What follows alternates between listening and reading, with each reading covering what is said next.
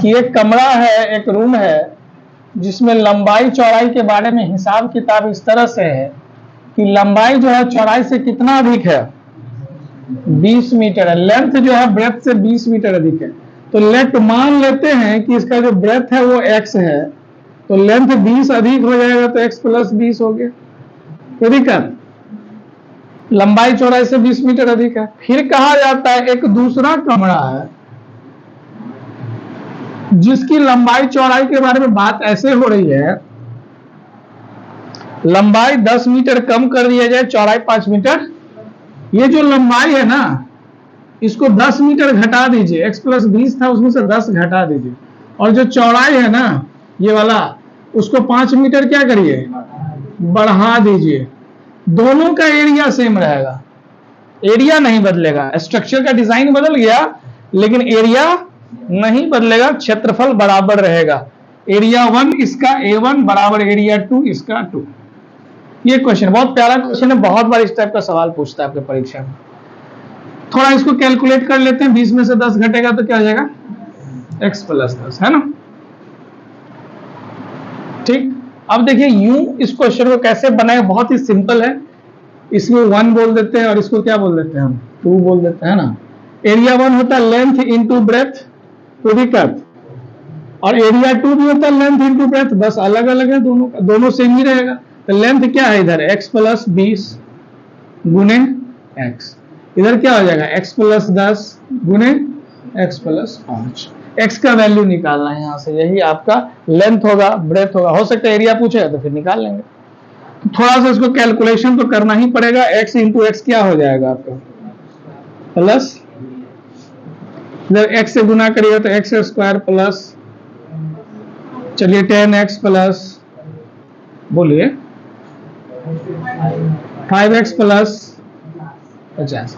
समझ रहे हैं, इसको दोनों के साथ गुना और इसको दोनों के साथ गुना, ऐसे होता है, ठीक है ना। एक्स स्क्वायर दोनों तरफ कैंसिल हो गया भाई, same number same sign cancel हो जाता है। 10 और 5 15, 15 है, इधर भेजेंगे तो क्या हो जाएगा, -15 नहीं हो जाएगा।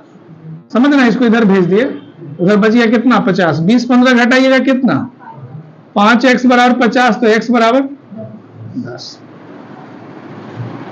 ठीक, अब बताइए लेंथ अगर 10 हो जाए तो ब्रेथ क्या हो जाएगा, 10 प्लस 20 30 हो जाएगा। हमसे एरिया पूछा गया है, एरिया क्या होता है, लेंथ इंटू, तो 30 गुने 10 कितना, 300 मीटर स्क्वायर आपका आंसर है।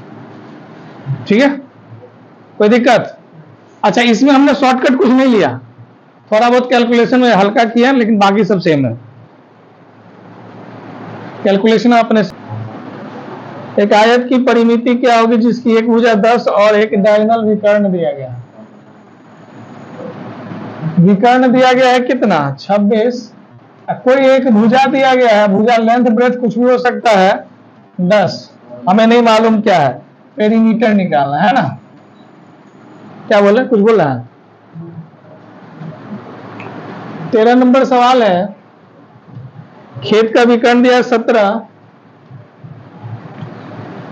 खेत का डायगोनल दिया गया है 17 मीटर और पेरीमीटर दिया गया 46, एरिया पूछ रहा है आपसे।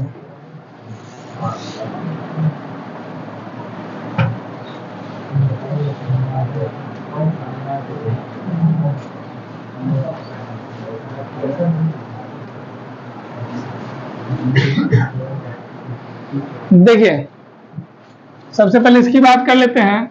इसका लेंथ ब्रेथ का रेशियो 9 और 7 है। ठीक, 9 7 ट्रिपलेट पर नहीं बैठता, रेशियो है ना, तो रेशियो जो होता है इसको आप 9x और 7x मानिएगा, ठीक है ना। रेशियो है तो x मानना ही पड़ता है, आपको मजबूरी है। एरिया है, एरिया के लिए फॉर्मूला था लेंथ इंटू, यानी कि आप कह सकते हैं 9x into 7x equals to, x क्यों रख रहे हैं, इसके पीछे प्रमुख कारण है, x नहीं रखेंगे तो फिर गड़बड़ हो जाएगा मैथ। ठीक, काटिए तो 9 से और 7 से कटता होगा, 7 से कितनी बार में, जिसे काटिए 9 से भी कटेगा, दोनों को मिला के 4 बार में, चलिए डायरेक्ट 4 बार में काट दिया, ठीक है ना। अच्छा काटे, ठीक है, अब देख लीजिएगा।